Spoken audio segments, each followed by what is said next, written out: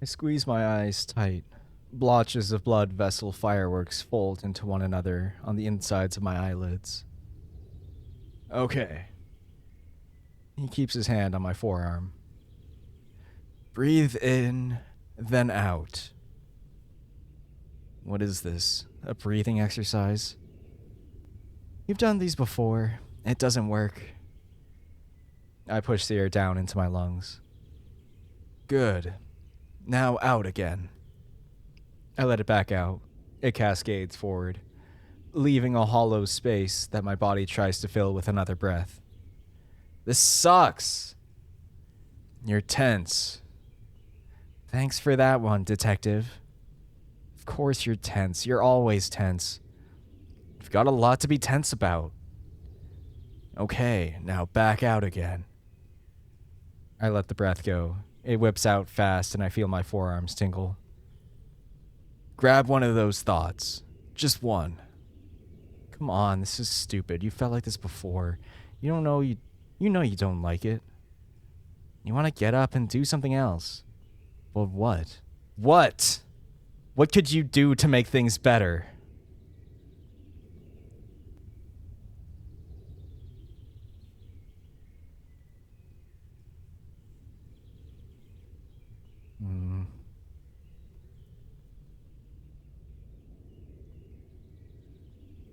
I'm worried. What about? I shake my head, trying to keep my breath steady. My words still sound dismissive. I don't know. Okay. Try naming something that'd be bad if it happened right now. Not in the future, but right now. It sounds stupid. Say it anyway. Well, we're alone up here. You could hurt me and nobody would know about it. Why would you say that? You've probably made him feel bad now. Sorry. I don't know why I think that is the thing. You're not a bad person. You've never hurt me before. How are you feeling right now? I stroke my fingers against the synthetic fabric of my shorts. A bit embarrassed. I mean your body. How's it feeling? I lie still on the grass, gazing at a black sky. You feel the soft grass on your back, but it digs into your shoulder blades, as if you were lying on coarse stone. You feel all your fingers and toes pressing together, grabbing something that isn't there.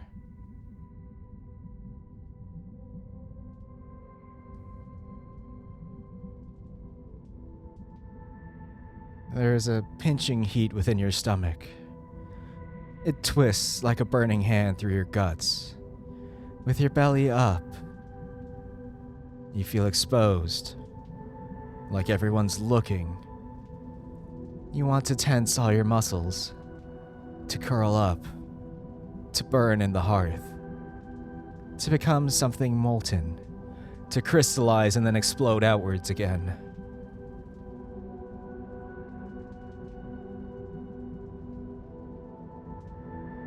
But you won't. You can't. Because you know you'll have to take some shape again. And you worry that you will have forgotten what that shape was.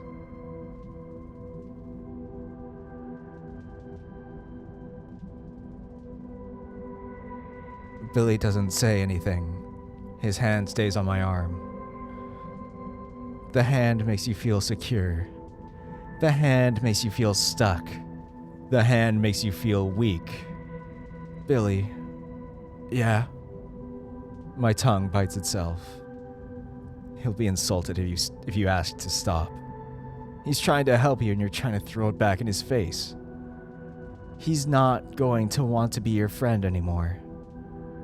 But you do want to stop. I want to stop. Open your eyes then. Am I allowed to do that? Of course. As my eyes open, the tension lifts from my body, just a little bit.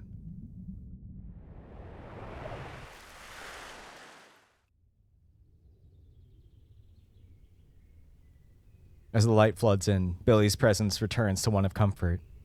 His cocky grin dampens the fire in my stomach. Not feeling it? Sorry, I just felt weird. Yeah, it's not for everyone. I didn't think that'd be your type of thing. It seems a bit slow. Well, I don't do it lying down. I do it on the track. When you're cycling? Yeah, in the velodrome. Going around in a big circle, feeling how my body changes. Just keeping pace and breathing, and letting my mind go where it wants. When Jess felt bad, she'd lie down like this. I thought it might help, but I guess you gotta find the right place where it works for you. So, how did it feel? What was weird? Sort of like feeling trapped, feeling cramped, feeling pushed down. Hope I wasn't holding on too hard. No, not at all. It just feels like, I don't know, like my body felt light but heavy at the same time. Like I wasn't part of it. What? Nothing. Just interesting. His nose twitches. His smile creeps a little wider. Mine follows. You got a self-help quote for me? Nah, you need something more practical. What's it gonna be this time? Jogging? Yoga? Mountain climbing? Nah, you need to trip. I need to what? Trip. Took a fat dose of acid. Are you joking? I'm serious. You're all tangled up. I can see it. I'm tangled up. What's that meant to mean? Your body knows what you need.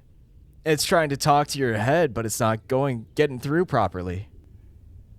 There's something blocking the path between them. You gotta untangle it. And you think giving me acid is gonna do that? If you do it right. I know you're not usually one to listen to sound advice, but I think it's worth saying that you should absolutely not do acid. Go on, it'll be fun. You think it'll be fun? You just freaked out from lying on the grass for 5 minutes. If I feel uncomfortable just doing that meditation thing we just did, how am I going to handle an acid trip? That's the point. It reaches into the back of your head and pulls out whatever's causing the problems. Makes you confront it. That sounds horrible. Actually, yeah. Confrontation doesn't sound like fun. You can barely confront your boss about getting time off. I don't know if I'm ready for that. Hey, I'm not going to force you, but think about it. You've done it before, right? Loads of times. It's been a long time, though. When was the last time you did it? In an instant, he sits bolt upright. His ears swivel left, then right. There's a car coming. You sure? I don't hear anything. I sit up beside him, cupping my hands to my ears. Billy points down to the left of the road. Over there. Come on, let's get back down. The two of us pelt down the steep slope, trying not to fall. Nearly halfway down, I hear it. A small engine working its way between the trees. Billy turns sideways, putting most of his weight onto his left leg. Don't strain it. A red car appears from between the trees. Over here! I'm gonna miss it. If you go any faster, you're going to fall. Fall then, get it over with. Better you than Billy. I throw one leg out in front of me. I try to skid on my side like a football player going in for a tackle. Instead, I land flat on my arse. As I speed past Billy, the friction from the grass makes my shorts bunch up around my hips. Ha ha! Get him, Rye! My feet hit the tarmac. I tense up and start running, hand outstretched towards the car. Hey! Stop! It starts to slow down as my trainers meet the sun-beaten tarmac. I run alongside the roadside, legs wobbly. The car pulls over and stops. It seems familiar. The sun glares off the driver's side window as I bend to meet it. The window pulls down slowly. The first thing I see behind it is the peak of a cap, followed by a long gray face. Graham. Oh, hello there, A woman's coarse voice creaks from the other side of the car. Who's that? Oh, Mary, this is... Billy touches down on the road, watching the scene from afar as he gathers the bike parts. I lower myself and wave to the middle-aged lady in the passenger seat. Hello, ma'am, I'm Riley. I work at the cafe in town. Graham's a regular. Her eyes narrow as she looks me over, then turns to let the look settle on Graham. Cafe? Graham nods. Yes, the boy. Where's that, then? Never heard of it. Port Warren. Spending time in Port Warren now, are we? Work's been holding the meetings there, for the festival and all that. And you're going spending your money in cafes. You're supposed to be keeping money back to fix that hole in the roof. I don't go that often. He says you're a regular. Well, it's, saved you a pensioner's discount. He's not that old. We only opened recently. It's pretty quiet. See? Helping local businesses, Mary. She shakes her head. You were the one saying we couldn't see Ruth for dinner this week. Too expensive, you said. Now you're going and getting teas and coffees. Typical of you, this is. Graham winces away from Mary and lowers his voice to me. What are you doing up here anyway? Everything all right? Not really. One of our bikes broke down. Don't suppose you could give us a lift to town? Graham takes a hesitant look back at the trunk of the car. How long you been here? Quite a while. I shoot Graham a pleading look. A look that says, you owe me. Graham hesitates, then nods and turns to the woman beside him. We'll have to stop by Port Warren, Mary. Will we now? Her tone is flat and uninterested. Her attention has switched to a gem stacking game on her phone. They've been here for hours, Mary. It's fine. Do what you want. It's definitely not fine. Things could be a lot worse. Graham steps out. I mouth the words, thank you, to him as we walk to the trunk. Hey, Billy, we got a lift. Nice one. Hang on.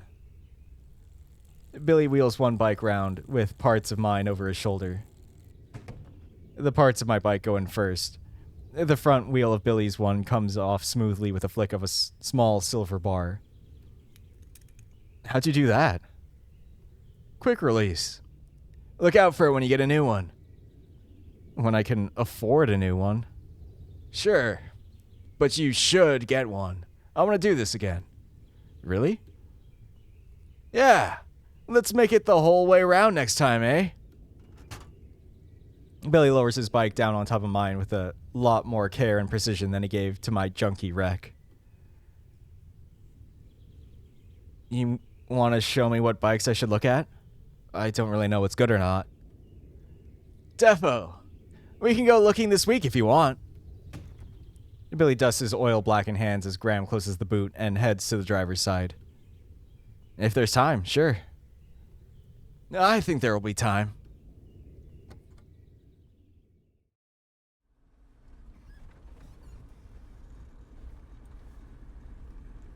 We trundle back along the path we took this morning. Billy rests with one elbow against the window, his other hand tapping out a beat on his thigh, in time with the music bleeding from his earbuds. Feels weird to be sat in this spot with Billy right next to you. It's probably weirder that Graham's wife is in the front seat. If only she knew why that old upholstery back there is so worn down. So, if you found it so uncomfortable being on your back up on the hill,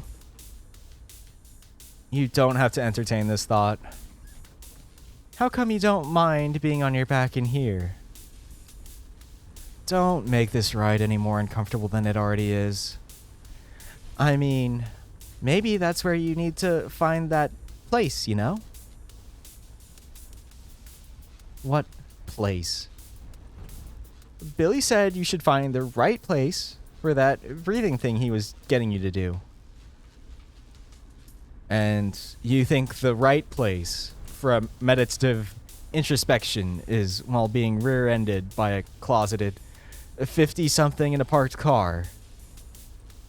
Maybe not exactly that, but you know, something sex-related. Everything's sex-related with you. Can't you think about something else for once? That's just it, isn't it? Your sex drive is pretty active. Well, let's face it. As sex drives go, it's a bit of a weird one. Well, yes. Glad we agree on that. I mean, I don't know. Maybe there's something there. Something tangle-y. Still, why would that be a good time for listen to your body? What time would be better? The body's doing all the talking. Maybe you could look up looking for tantric spirit guide on your howler. Forget about it. Anyone weird enough to say yes to that is probably bad news. We eventually pull up next to the station. It's alright for you lads. I'm on a bit of a detour here. Thanks, this is fine.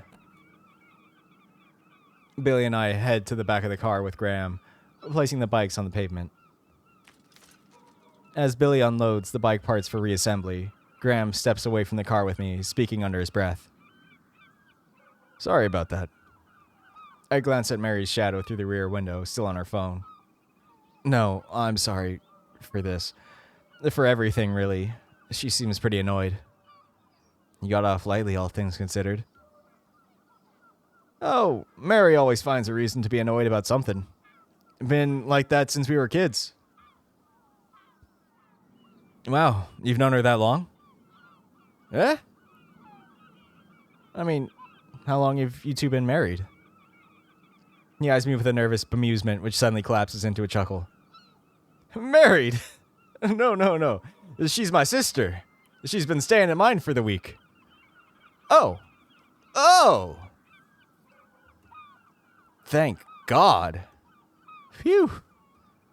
You got lucky this time. I was worried for a minute.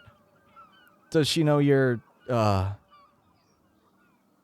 Graham steps closer as he closes the boot, his words thin. God, no. Not family appropriate, is it? No, I suppose you youngins are a bit more open about these things, eh? Does it not feel a bit weird for somebody you sleep with to be calling you a youngin? Feels sort of good, actually. Get it while you can. You're not getting any younger. So you're not out? To anyone? It says discreet on my profile for a reason. Is that why you thought I was married? We always met in your car. I assume that might be the reason you couldn't host. Hang on now. I believe you were the one who suggested we use the car. The passenger side window slowly opens. Are you quite done out there? Come in, Mary. Graham spins the keys on his finger as Billy snaps the last piece of the bike together over by the pavement. I best be off. Maybe when Mary's gone, we can meet up somewhere more comfortable. I'll message you. Till then. As he gets in, quiet shots of passive aggression pop pack. What is this sentence?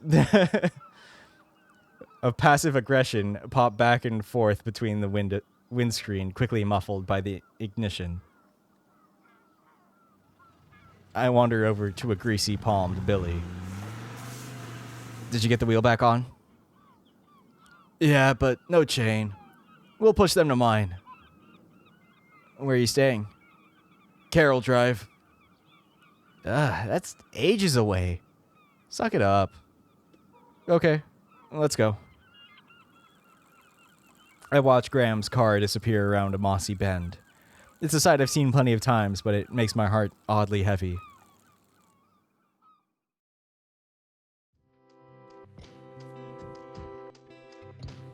The view from Billy's accommodation is gorgeous.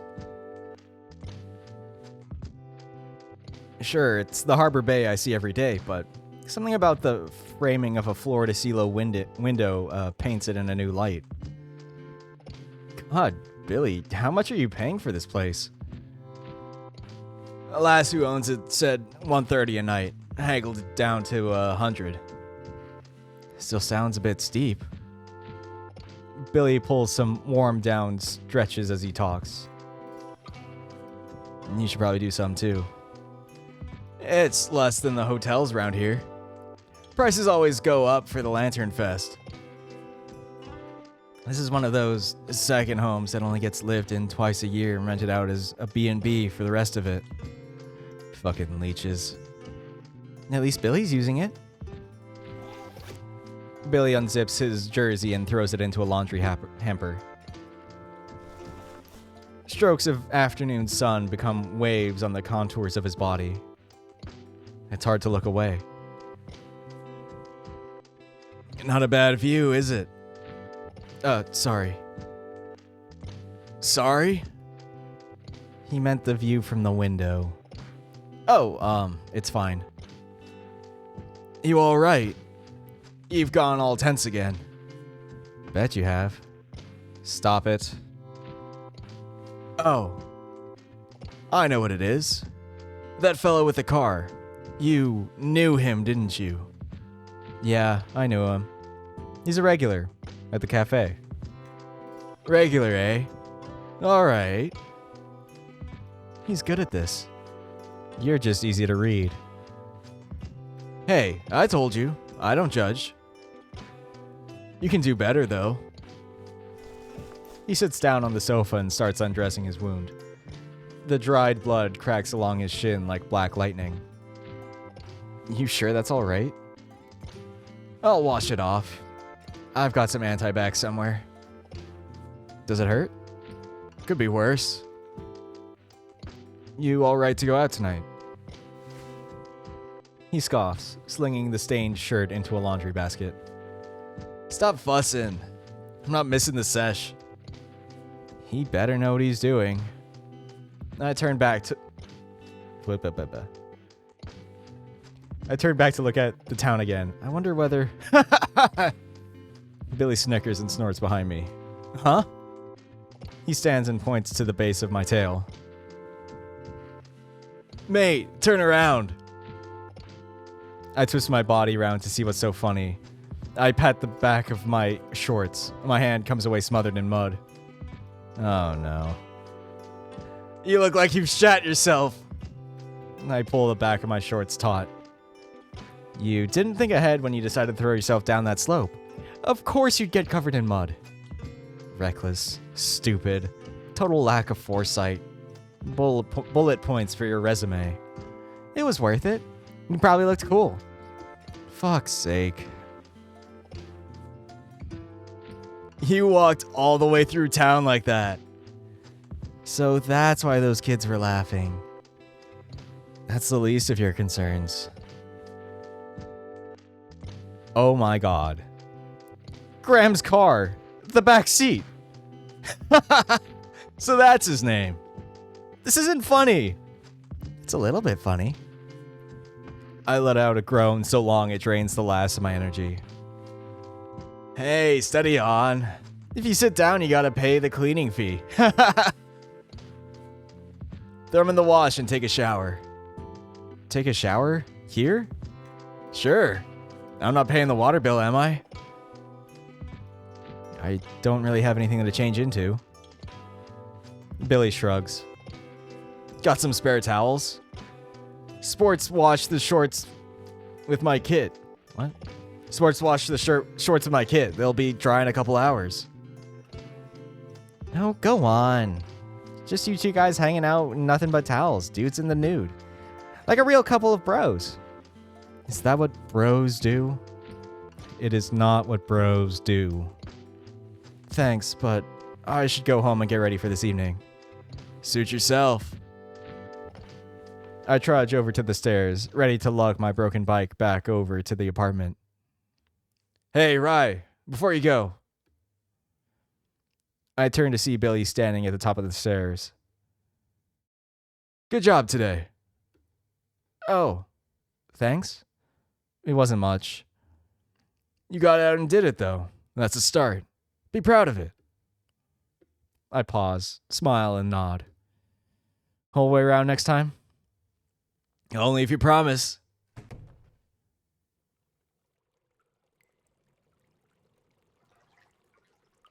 This position doesn't feel too bad in the bath. Maybe because it's the only position you can really be in. I lay here, letting the water pick clumps of dirt from matted hairs. Maybe this is the place Billy was talking about.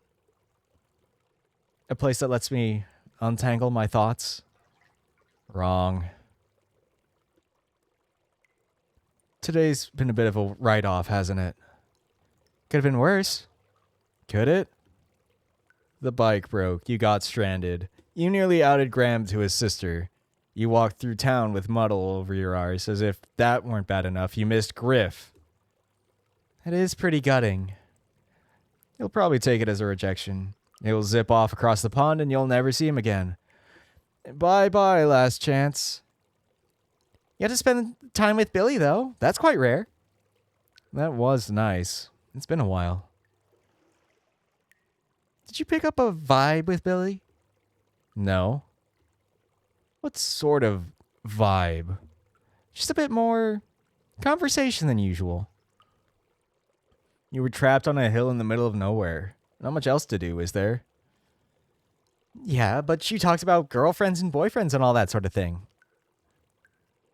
Girlfriends and boyfriends. Are you 12? Maybe you're reading too much into it. Or spending too much time looking at his pecs. Fine, I'll leave it. I sit and soak. My fingers idly drift. I try to think about something else, like what makes hot water smell the way that it does. It was weird seeing Graham, huh? Uncomfortable is the word I'd use.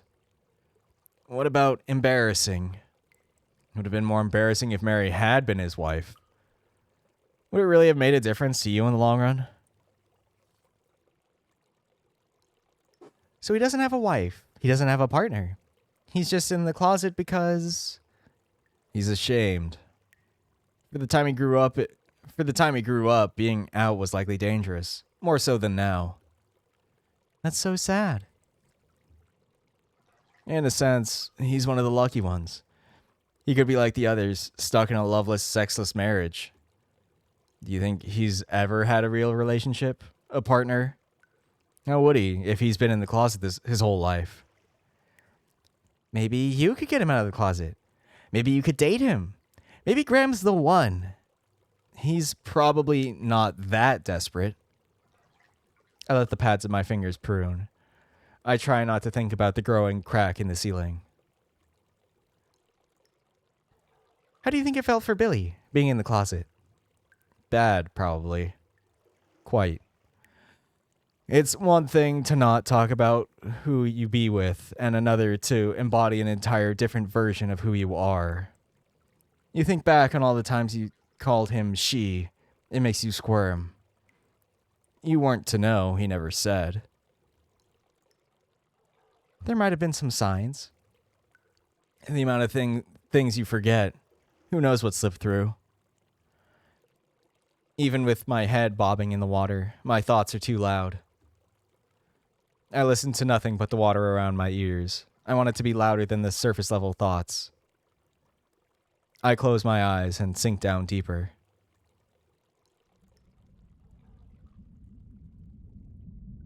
I let the water coddle me until it's all I hear. I wait for all thought to be smothered. I listen as the tiny, lapping waves tap in time to the thump of blood in my ears. I focus on it. I let go of it. I follow it.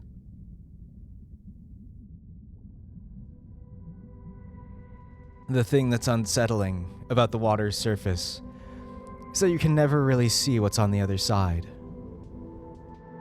You may think you know, but it's only ever really a guess. It's all unsettled light, fragile reflections, skin that breaks with a touch. Beyond the surface, who would you be? What's above is as foreign as the depths below, but it's less effort to sink.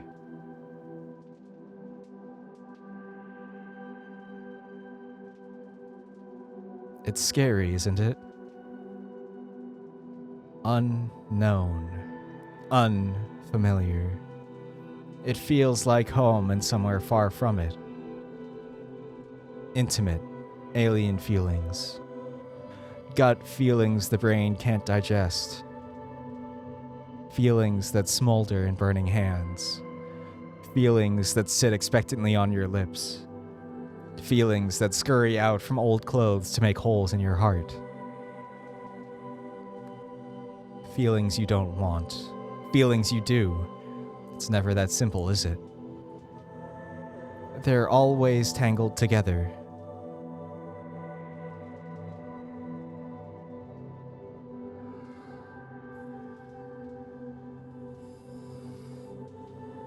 Words ripple on standing waves. You're coming up for air. Colors ring behind your eyelids. Pins and needles through sonar. Numb refractions pinging from a half-lived world. Your breath is stagnant and rubbery. You can't hold it anymore.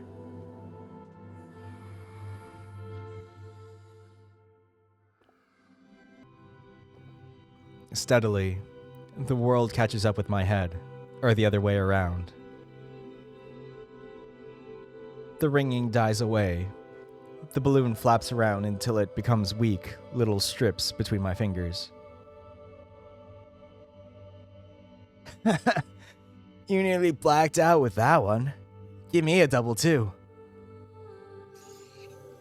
All right, mind your beak on this one. A pink bauble blooms from the end of a whipped cream canister. Billy holds it there as he switches the canisters over. Once full, Joe takes in between his fingers. Overstretched cursive letters read, "Congratulations, it's a girl." Were there no other ones in the shop? They had those cheap little multicolored ones, but they break too easy. Joe puts the balloon to his beak, trying not to nick its taut membrane. I lean back against the railings. I still feel a little dizzy, and my mouth tastes of stale air. You good there, Riley? Yeah, give us another. Steady on. Ain't done mine yet. Billy begins the same procedure. The empty canister clangs to the ground. Joe's balloon gets slightly smaller each time, air escaping the cracks of his beak. What was the point in giving him a double? He doesn't have the lungs. Billy's about to start on his before he spots someone passing at street level.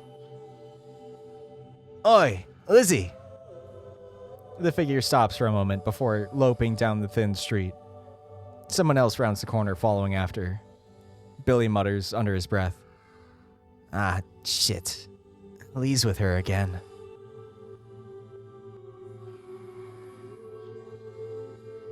Hey, what you doing down here? Early birthday.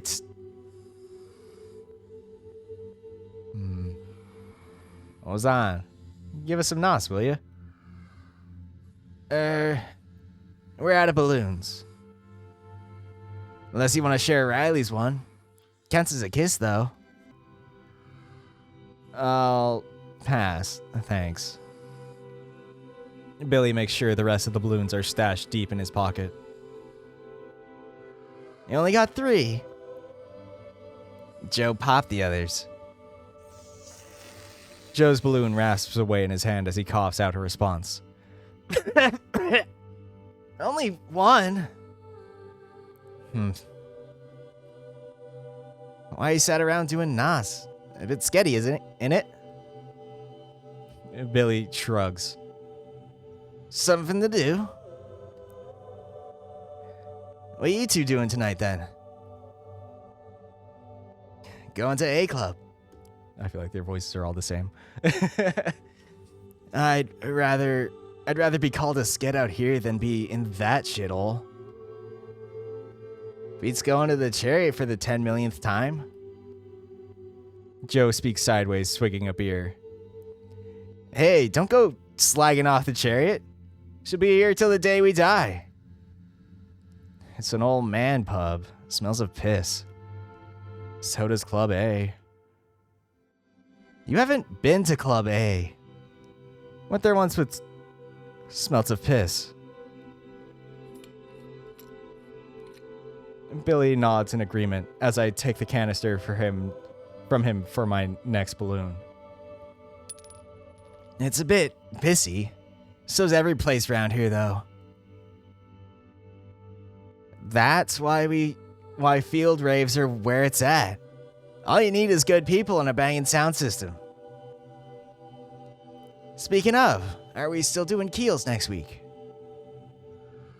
Billy half acknowledges the question, nodding vaguely as he inhales. What's happening at Keels? You forgot. Lee thinks for a moment, then shrugs. It's 18th. We're going to the Cove for that? Since when? What? Of course. She glares at Billy, dumbstruck. You didn't invite Lee? Billy huffs away, ignoring the question. So awkward, just...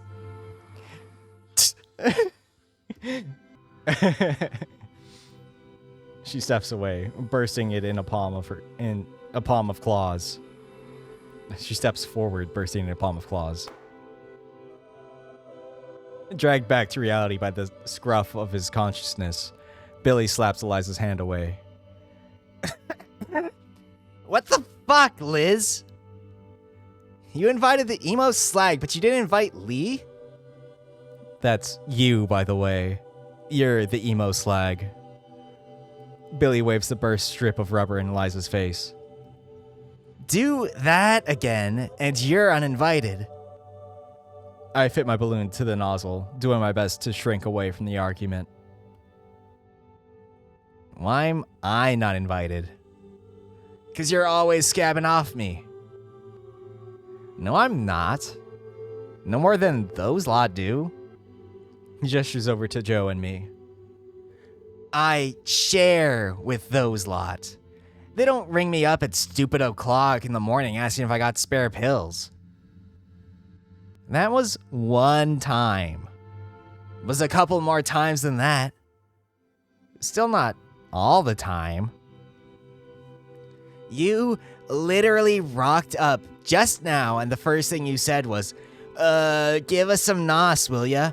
Didn't even say hello first. Settle down, crackheads. Eliza's words bite at them like a choke chain. They both settle down. Ooh, excuse me. Anyway, and there's no tent spaces left. You could share a sleeping bag with Ranzo if you like. Sure, you two would get real cozy. Dan's not coming. You what? Ranzo's not coming? Something come up? He just doesn't want to come. Why'd he bail? Her pupils constrict around me. None of your business, slag. What are you getting at? I'm not getting at nothing. If he wants to tell you, he will. So is there space now? Stop inviting yourself to shit, Lee. I'll talk with Rands. You know what? If you want me to fuck off, I'll fuck off. Fuck you. Lee turns and fucks off up the slope. Eliza's ire falls on Billy. Nice one, dickhead. You're blaming me? Yes, I'm blaming you. Why is he not invited? He's a fucking homophobe, Liz.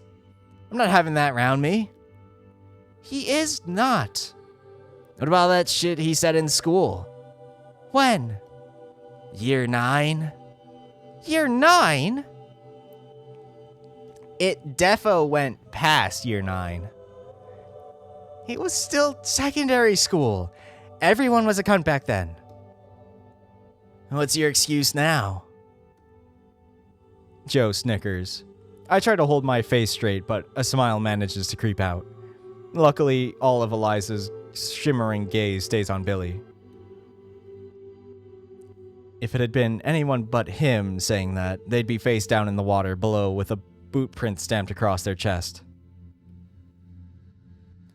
Look, it's my party, all right. I can decide who's there and who's not. If you want to skip out because Lee's not there, go for it. But we both know you can ditch that prick. Eliza grits her teeth. She looks back to town. A wisp of smoke gives away Lee's position, up by the King's Main. Nah, it's cool. He can be an arsehole. I get it. So you'll be there? Ah, come on. I'm fed up of being the only proper woman in the group. Wouldn't want to miss seeing you catch up. Right. See if you can talk Ronzo around, yeah? Eliza's eyes pass mine again on their way to Billy's. Can't promise anything. Eliza takes off, following Lee's tracks to meet him at the side of the pub. Joe takes another swig as he side-eyes Billy. Why do you even want her there? She's clearly just gonna start shit. Billy's eyes follow Eliza up the slope towards Lee. She slaps the cigarette out of his hand and shouts something undiscernible. I've known her the longest. She's just got some stuff going on. You've known Lee longer, too. Eliza's never said the shit Lee has. She said plenty of shitty things to both of us. Oh, man up about it. She's a bitch, but she's not. Eliza argues with Lee at the edge of the street, then storms off around the bend. She looks angry. She looks upset. She looks sad. She's not a bitch. She's fine. Yeah, well, she better be fine. Otherwise this party's gonna be a fucking nightmare. What's this stuff about Ronzo, too? Doesn't sound good. Yeah, it wouldn't be the same without Big Man Rands. Like I told Liz, it's my party, come or don't. Sounds more of a powder keg than a party. Maybe you should stay away from it. Hey, keep your wig on. We'll be there, right, Riley? Yeah, of course. Good. Billy holds out an open palm towards me. You done with that? Oh, hold on. I squeeze the trigger and fill up my balloon before passing the cracker over to Billy. Ta! I wonder what Eliza meant about Ronzo not wanting to come. Sounds worrying. You're always worrying. Why don't you stop for a minute? How? Just breathe. I keep my shoulders hunched and bring the balloon up to my lips. It'll just be about 30 seconds, but it's better than nothing.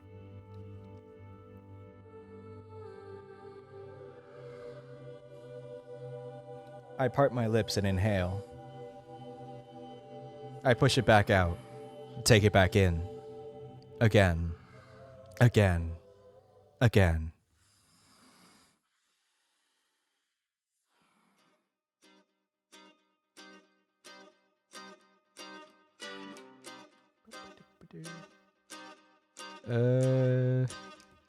Yeah, I think that's a good break point. And if it's not, I'll just tack on the next episode on here if it's really short. Anyway, thank you all for watching, and I hope you see you next time. Bye.